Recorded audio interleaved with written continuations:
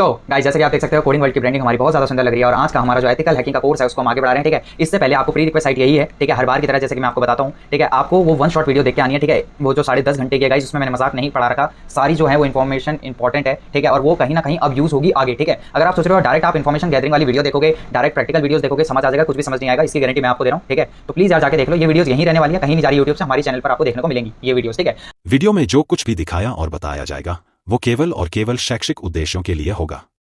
किसी भी तरह से आपको इसे कहीं भी लागू करने के लिए प्रेरित नहीं किया गया है। कोई भी इस वीडियो के माध्यम से कुछ भी करता है तो इसकी जिम्मेदारी स्वयं उसकी होगी। कोडिंग वर्ल्ड चैनल इसके लिए जिम्मेदार नहीं होगा। धन्यवाद।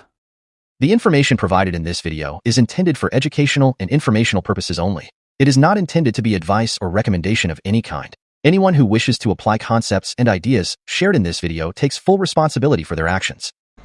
गाइज हम आ जाते हैं अपने अगले टॉपिक पे जो कि बहुत ज़्यादा इंपॉर्टेंट है और ये है टाइप्स ऑफ रिकॉग्निसेंस। ठीक है, कितने टाइप के रिकॉग्निसेंस होते हैं? दो टाइप के होते हैं गाइज, पैसिव और एक्टिव। ठीक है, दोनों रिकॉग्निसेंस ही होते हैं, यानी कि इन्फॉर्मेशन गैदरिंग दो टाइप की होती है। ठीक है, एक पैसिव होती है और एक एक्टिव होती है।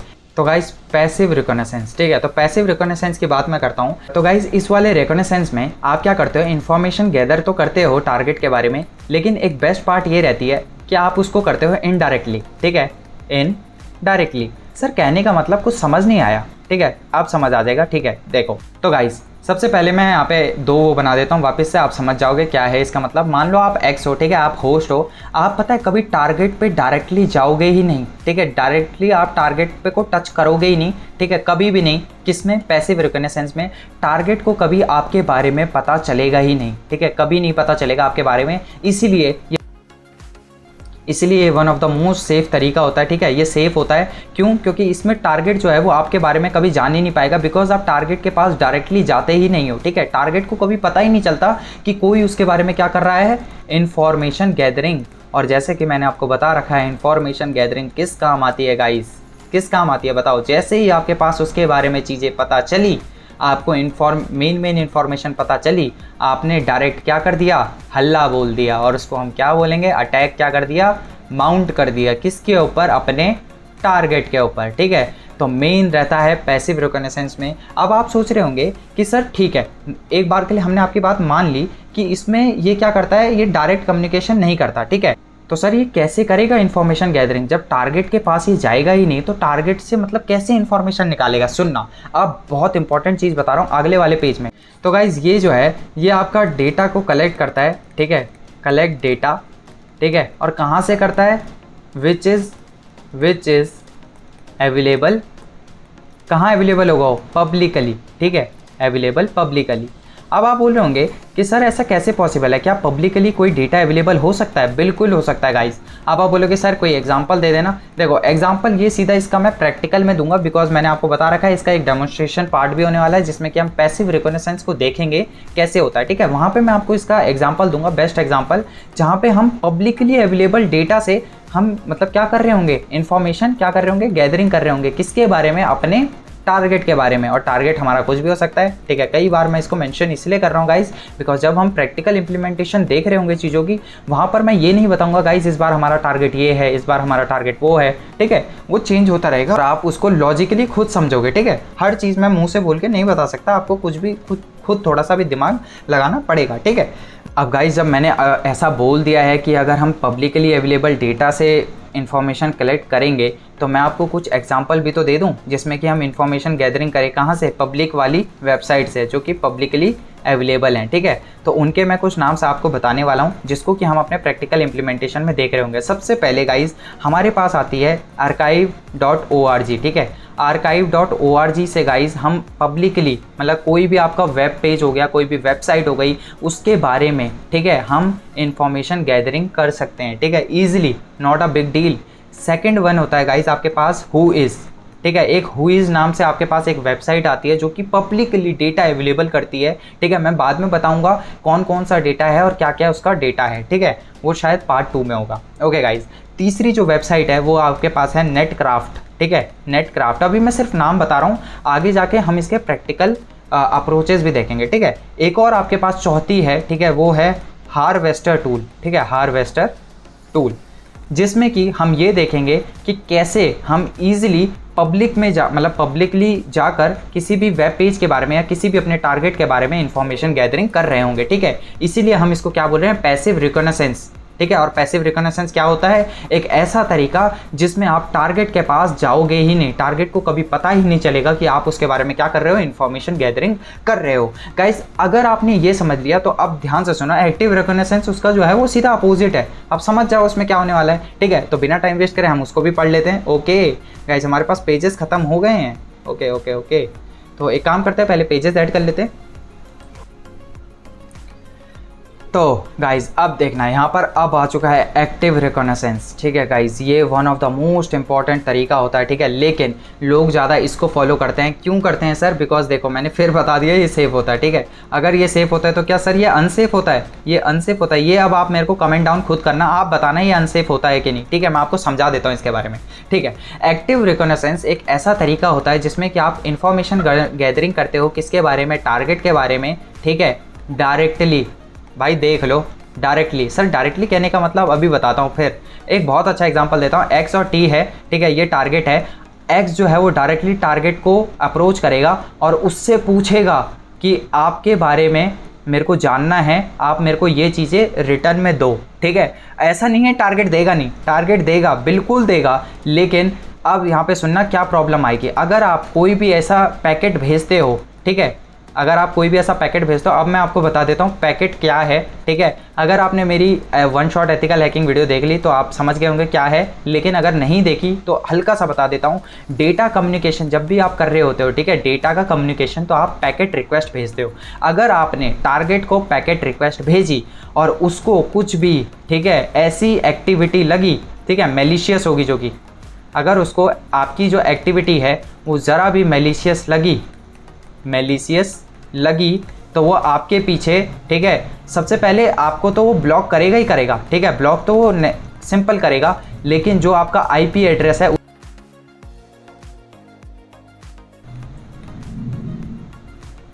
आपके आईपी एड्रेस को वो फैच करेगा, ठीक है। सर आईपी एड्रेस को अगर उसने मेरा फैच कर लिया तो क्या हो जाएगा? कुछ कर सकता है क्या वो?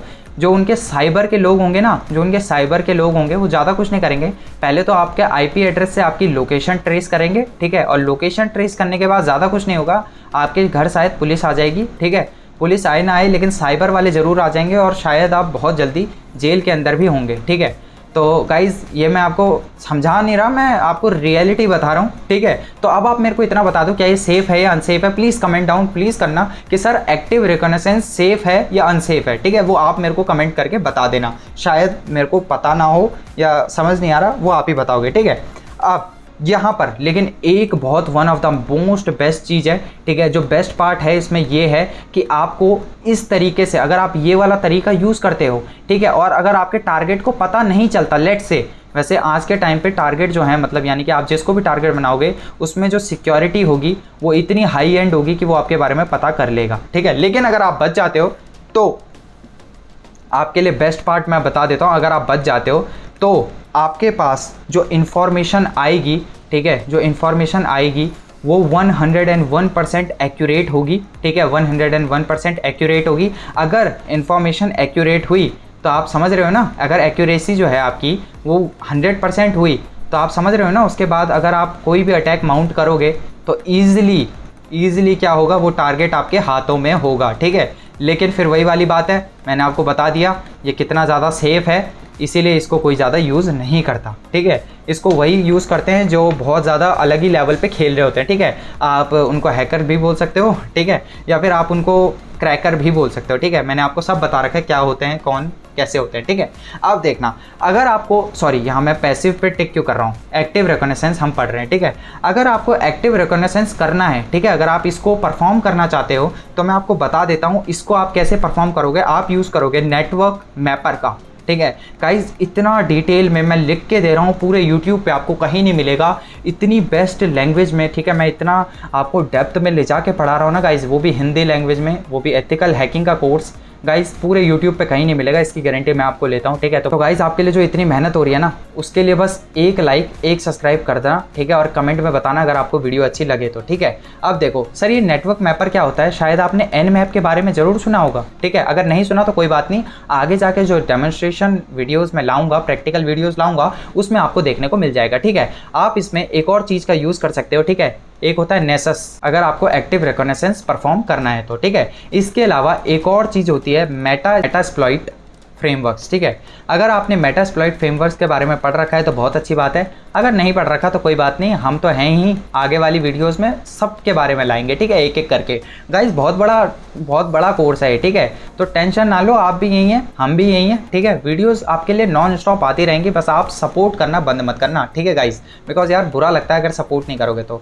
यहाँ पर आप क्या कर सकते हो, एक्टिव रिकॉग्निशंस को अगर आपको परफॉर्म करना है, ठीक है, अगर आपको लगता है कि आप ईजिली इससे किसी भी टारगेट को मतलब माउंट कर पाओगे उस पर अटैक बिना किसी प्रॉब्लम के, तो आप यहाँ पे यूज़ कर सकते हो मेल ट्रैकर का, ठीक है। मेल ट्रैकर का भी लोग इसमें यूज़ करते हैं, ठीक है। साथ ही साथ आप इसमें यूज़ कर सकते हो DNS एन्यूमरेशन का, ठीक है, DNS एन्यूमरेशन का। अब आप बोल रहे होंगे सर इतने सारी चीज़ें आपने बोल दी, network mapper, Nessus, Metasploit frameworks, ठीक है, mail tracker, DNS enumeration, sir ये होते क्या है? देखो गाइस, यहाँ पर बस खाली मैं आपको समझा रहा हूँ, इनके लिए अलग से वीडियोस आएंगी, ठीक है। तो इनको अभी फालतू में बताना आपके लिए ठीक नहीं रहेगा। मैं अगर ज़रा भी चीज़ें बोलूँगा ना तो आप कंफ्यूज हो जाओगे, जो कि मैं अभी करना आपको चाहता नहीं हूँ, ठीक है। मैं इनके लिए अलग से वीडियो लाऊंगा, समझाऊंगा कि ये एक्चुअली में क्या होते हैं, कैसे काम करते हैं। अगर एक एक पे एग्जांपल देने बैठा तो ये 4-5 घंटे की वीडियो तो यही हो जाएगी, ठीक है। बहुत बड़े बड़े टॉपिक हैं गाइज ये अपने आप में। ईमेल, एक DNS एन्यूमरेशन हो गया, साथ ही साथ एक ईमेल एन्यूमरेशन हो गया, ठीक है, और भी बहुत सारे होते हैं, ठीक है, एटसेट्रा लगा लो यहाँ पर, ठीक है गाइज। इन सारी चीज़ों को लिखने की ज़रूरत नहीं है, आपको डिस्क्रिप्शन बॉक्स में आपको नोट्स मिल जाएंगे गाइज, ठीक है, टेंशन लेने की बात नहीं है। अब बिना टाइम वेस्ट करे आगे बढ़ते हैं। तो गाइज़ अब डेमोन्स्ट्रेशन से पहले मैं आपको चाहता हूं कि आप ना थोड़े से टर्म्स कुछ समझ लो, ठीक है। मैं आपको पहले थोड़ा सा थ्योरी बताना चाहता हूं इनके बारे में, उसके बाद हम इनके डेमोन्स्ट्रेशन देखेंगे, ठीक है। जैसा कि मैंने आपको बताया था, पैसिव रिकॉग्निशंस अगर आपको करना है, यानी कि अगर आपको टारगेट के बारे में अगर इनडायरेक्टली तरीके से, ठीक है, इनडायरेक्ट तरीके से अगर आपको इन्फॉर्मेशन गैदर करनी है तो आप कौन कौन सी वेबसाइट्स को यूज़ कर सकते हो। मैंने आपको बताया था कुछ पब्लिकली अवेलेबल साइट्स होती हैं, ठीक है, पब्लिकली अवेलेबल वेब सर्वर्स होते हैं जो कि आपकी हेल्प करते हैं। सबसे पहले मैंने आपको बताया था archive.org, ठीक है। अगला मैंने जो आपको बताया था वो मैंने बताया था आपको शायद Whois था, ठीक है, नेक्स्ट वाला जो था, ठीक है। उसके अगला जो मैंने आपको बताया था वो वाला था शायद नेटक्राफ्ट, ठीक है। थोड़ा सा गाइज ऊपर नीचे हो सकता है शायद, जो उनके क्या बोलते हैं वो नंबरिंग हो सकती है, ठीक है, लेकिन मैं आपको समझा रहा हूँ, इसी वीडियो में ये पूरा हम देखेंगे, ठीक है। आखिरी जो होगा वो होगा हमारा सर्च इंजन और सर्च ऑपरेटर, ठीक है, सर्च ऑपरेटर, ठीक है। गाइज देखो, अब आप बोल रहे होंगे सर इतनी बड़ी बड़ी थ्योरी लेक्चर्स क्यों बना रहे हो आप? देखो मैं साथ साथ प्रैक्टिकल भी तो बना रहा हूँ गाइज। देखो थ्योरी आपको समझनी ही पड़ेगी गाइज, ठीक है। थ्योरी नहीं समझी, प्रैक्टिकल कितने दिन याद रखोगे? 1 दिन, 2 दिन, 10 दिन, 20 दिन, 30 दिन, ठीक है, आप ज़्यादा से ज़्यादा 6 महीने, 1 साल, लेकिन प्रैक्टिस आपको थ्योरी पता भी होनी चाहिए, ठीक है। हर चीज़ें परफॉर्म करने से पहले आपको थ्योरी भी पता होनी चाहिए। प्रैक्टिकल तभी तो परफॉर्म कर पाओगे जब थ्योरी के बारे में हल्का सा भी पता होगा, ठीक है। तो सबसे पहले वाले पे बात करते हैं, archive.org, ठीक है। इसको यहीं पे कर लें या नेक्स्ट वाले पेज में कर ले, बताओ? चलो ठीक है, नेक्स्ट वाले पेज में कर लेते हैं, एक एक करके सबको हम समझ लेंगे, ठीक है। देखो आर्काइव, मैं यहाँ पे वापस एक बार नाम लिख देता हूँ, archive.org जो वेबसाइट है, ठीक है, जो वेबसाइट है वो आपकी कैसे हेल्प करती है वो मैं आपको बता देता हूँ गाइज। archive.org जो वेबसाइट है, ठीक है, वो आपकी हेल्प करती है किसी भी क्या हिस्ट्री बताने में। सर हिस्ट्री किसकी? किसी भी वेबसाइट की अगर आपको हिस्ट्री पता करनी हो। सर हिस्ट्री का मतलब मैं कुछ समझा नहीं, इसका मैं आपको बहुत अच्छा एक एग्जांपल देता हूँ। लेट्स से कोई भी एक वेबसाइट है, ठीक है, कोई भी एक वेबसाइट है 2022 में, मान लो उसमें कुछ चीज़ें थी, ठीक है, कुछ चीज़ें उस वेबसाइट पे डल रखी थी, ठीक है। मैं किसी भी वेबसाइट का नाम नहीं लूँगा गाइज, बिकॉज हम जो बात कर रहे हैं वो इस टॉपिक पे कर रहे हैं जो कि थोड़ा सा खतरनाक है, ठीक है। अब अगला है 2024 पे, ठीक है, 2024 में कुछ नई चीज़ें डिटेल्स ऐड हुई, ठीक है। ये जो archive.org ये आपकी हेल्प करेगा ये बताने के लिए कि 2022 में कैसी वेबसाइट दिखती थी और 2024 में कैसी दिखती है, दोनों के बीच में डिफरेंस क्या है वो ये भी बता देगा, ठीक है। यानी कि 2022 में क्या क्या चीज़ें ऐड हुई थी उस वेबसाइट पे, क्या क्या चीज़ें डिलीट हुई थी उससे, ठीक है, अब 2024 में क्या क्या चीज़ें ऐड हुई हैं, ठीक है, और 2024 में यानी कि क्या क्या चीज़ें डिलीट हुई हैं। सर डिलीट कैसे, यानी कि पुराना वाला जो है वो इसमें आके डिलीट कर दिया उन्होंने, ठीक है।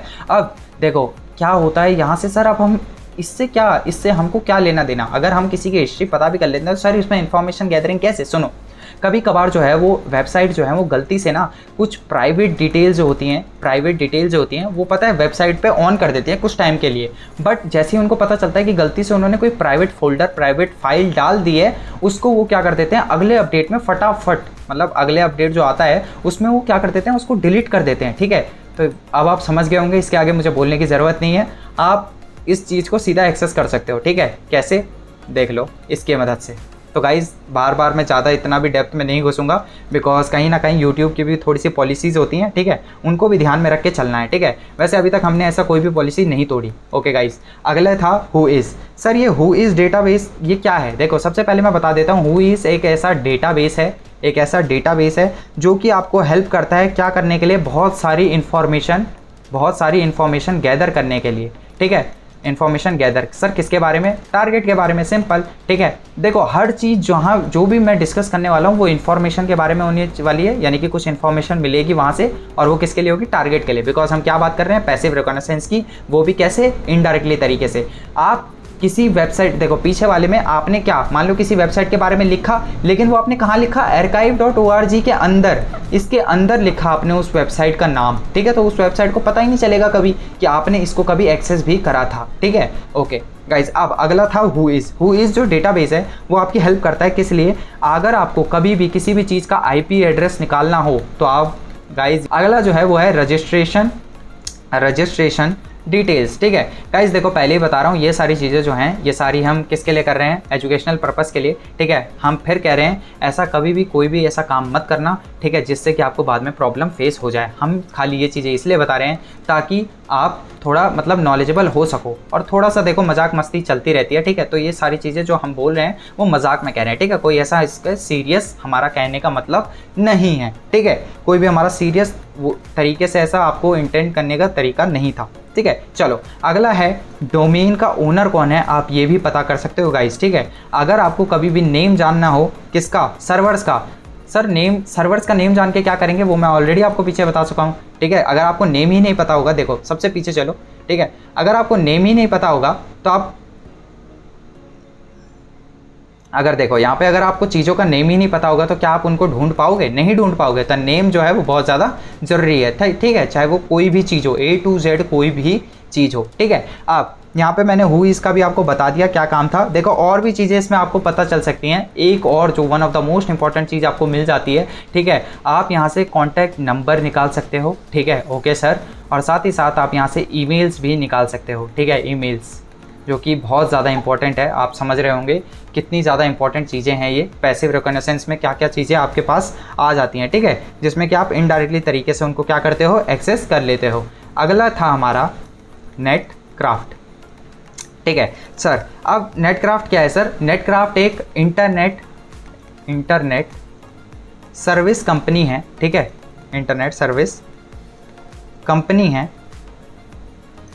जिसमें कि आपका क्या काम होता है वो भी मैं बता देता हूँ। इस इंटरनेट सर्विस का मेन एक काम ये रहता है, वो आपकी हेल्प करती है ताकि आप क्या ढूंढ सको, सब डोमेन्स ढूंढ सको, ठीक है, सब डोमेन्स ढूंढ सको, साथ ही साथ आप क्या ढूंढ सको, OS ढूंढ सको, ऑपरेटिंग सिस्टम ढूंढ सको, किसका, किसी भी सर्वर का। देखो ये बहुत इंपॉर्टेंट चीज़ है गाइस, अगर आपको किसी भी सर्वर के सब डोमेन्स पता चल गए और ऑपरेटिंग सिस्टम पता चल गए तो आपको कहीं ना कहीं ये पता चल जाएगा कि कौन कौन सी वर्नेबिलिटीज़ उसके अंदर है, ठीक है। एग्जांपल दूं क्या, एक बहुत अच्छा एग्जांपल दे सकता हूं मैं चाहूँ तो, ठीक है। यहाँ पर आपने कभी ना कभी शायद सुना होगा विंडोज 7 का नाम, ठीक है। देखो अभी के टाइम पे सब जानते हैं कि विंडो 11 है जो कि बहुत ज़्यादा कहीं ना कहीं सिक्योर है, और आजकल आप जानते होंगे कि क्या हो रहा है, विंडो 11 जो है वो क्रैश हो रही है बहुत ज़्यादा, ठीक है। तो कहीं ना कहीं वो क्या है, एक वर्नेबिलिटी है, ठीक है, अभी के लिए वो एक कमज़ोरी है उसकी, अभी के लिए ये इसकी कमज़ोरी है, ठीक है।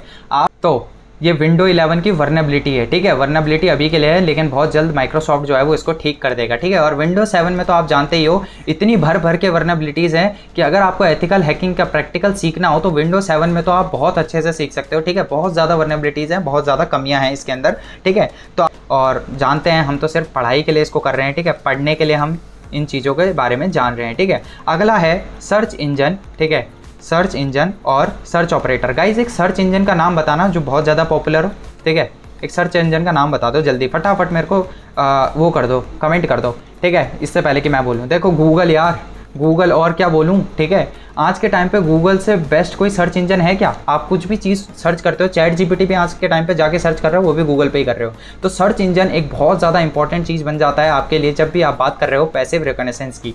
सर क्या हम गूगल पे जाके डायरेक्ट चीज़ें लिख सकते हैं, हाउ टू माउंट अटैक? कभी मत लिखना ऐसा, ठीक है, नहीं तो ऐसे फंस जाओगे। लेकिन अब आप क्या करोगे, यहाँ पर कभी भी आप एथिकल हैकिंग को प्रैक्टिस कर रहे हो, ठीक है, प्रैक्टिस इन द सेंस आप इसको एक अच्छे काम के लिए यूज़ कर रहे हो, तो आप ऑपरेटर्स का यूज़ कर सकते हो। सर मैं समझा नहीं, ऑपरेटर्स का यूज़ कहने का मतलब ऑपरेटर्स, फॉर एग्जांपल मैं आपको बता देता हूँ, एक छोटा सा एग्जांपल देता हूँ। कभी भी आपको कुछ मतलब गूगल पे सर्च करना हो, सर्च इंजन पे, तो जाके ऐसे सर्च मत करा करो, how to do this like this अंटसेंट, जो भी आप लिख देते हो, ठीक है, उससे कभी भी आप देखना आपको 100% रिजल्ट नहीं मिलते, ठीक है। मैं इसको आपको बहुत अच्छा एग्जांपल दे सकता हूँ। सर्च ऑपरेटर में कभी भी सर्च करोगे तो डबल इन्वर्टेड कॉमा लगा दो और बीच में जो भी लिखोगे, ठीक है, आपको जो आउटपुट मिलेगा, यानी कि आपको जो रिजल्ट मिलेगा, आप देखना जो भी आप लिखोगे वही वाली साइट्स जो हैं आपको सामने रिप्रेजेंट होंगी, ठीक है। आपको 100% मिले ना मिले, लेकिन मैं गारंटी दे रहा हूँ प्लस 90% से ऊपर आपको जो साइट्स मिलेंगी वो यूज़फुल मिलेंगी, ठीक है। कौन सी मिलेंगी? यूज़फुल, जो कि आपके काम की हैं, ठीक है। तो आज से ये वाला तरीका छोड़ दो, ठीक है। और ये कैसे हो रहा है, ये आप किसका यूज़ कर रहे हो? ऑपरेटर्स का यूज़ कर रहे हो, ठीक है। जब भी आपको इन्फॉर्मेशन को एक्सट्रैक्ट करवाना हो गाइस, कोई भी मेन इन्फॉर्मेशन को अगर आपको एक्सट्रैक्ट करवाना हो तो हम किसका यूज़ करते हैं? ऑपरेटर्स का, ठीक है। और मैं आपको एक बहुत अच्छी बात बता देता हूँ, जितने भी एथिकल हैकर्स होते हैं वो सारे ऑपरेटर्स का यूज़ करते हैं। कैसे? जैसे ही वो इनका यूज़ करते हैं उनको क्या मिलता है, मैंने आपको क्या बताया, 90% प्लस के साथ एक्यूरेसी उनको मिलती है, जो उनको चीज़ चाहिए रहती है वही उनको मिलती है, ठीक है। वो फालतू वाली वेबसाइट्स पे जाके अपना टाइम वेस्ट नहीं करते, ठीक है। तो गाइज़ ये चारों के चारों हमने समझ लिए, आज के लिए बस इतना ही था, ठीक है। तो गाइज़ कॉन्ग्रेचुलेशंस, आज का हमारा वीडियो हो चुका है कंप्लीट, ठीक है। लेकिन अब आप बोल रहे होंगे सर हम इसका प्रैक्टिकल तो आपने दिखाया नहीं। इसका प्रैक्टिकल गाइज़ मैं अभी एक्चुअली थोड़ा सा बिजी था इसलिए मैं बना नहीं पाया, ठीक है। तो तक इस वीडियो को कंप्लीट करो, ठीक है, इस वीडियो को कंप्लीट करो। एंड आई होप जो नए बंदे हैं, ठीक है, वो तब तक वो 10.5 घंटे की जो 10 आवर्स की जो मेरी वीडियो है, ठीक है, उसको कंप्लीट कर लो, ठीक है। बिकॉज गाइज वो बहुत ज़्यादा इंपॉर्टेंट है। आज मैंने इतने सारे टर्म्स को यूज़ करा, जैसे पोर्ट्स हो गया, ठीक है, उसके बाद मैंने बहुत सारे अलग अलग वर्ड्स यूज़ करे, अभी मेरे दिमाग में आ नहीं रहे हैं, ठीक है। उनका जो मैंने यूज़ करा वो ऑलरेडी यार मैं पढ़ा चुका हूँ, ठीक है। जैसे एक एग्जांपल याद आ गया, पैकेट्स हो गया, ठीक है। आपको नहीं पता होगा पैकेट्स क्या होते हैं, ठीक है। ये सारी चीज़ें मैं बहुत अच्छे से उसमें एक्सप्लेन कर चुका हूँ, तो वो जाके देख लेना। आज के लिए बस इतना ही। आई होप आपको वीडियो अच्छा लगा होगा। अगर वीडियो अच्छा लगा है तो लाइक शेयर और सब्सक्राइब करना मत भूलना गाइज। ये एथिकल हैकिंग की जो कोर्स सीरीज़ है, मैं लिटरली कह रहा हूँ इतने डेप्थ में आपको पूरे यूट्यूब पे कहीं नहीं मिलेगा। और अगर मिल जाता है तो यार वो चैनल भी बहुत अच्छा होगा, ठीक है। उस चैनल को भी फॉलो कर लेना आप करना चाहो तो। बाकी कोडिंग वर्ल्ड को तो करना ही करना है यार, अपने चैनल की मैं ब्रांडिंग तो करूँगा ही, ठीक है।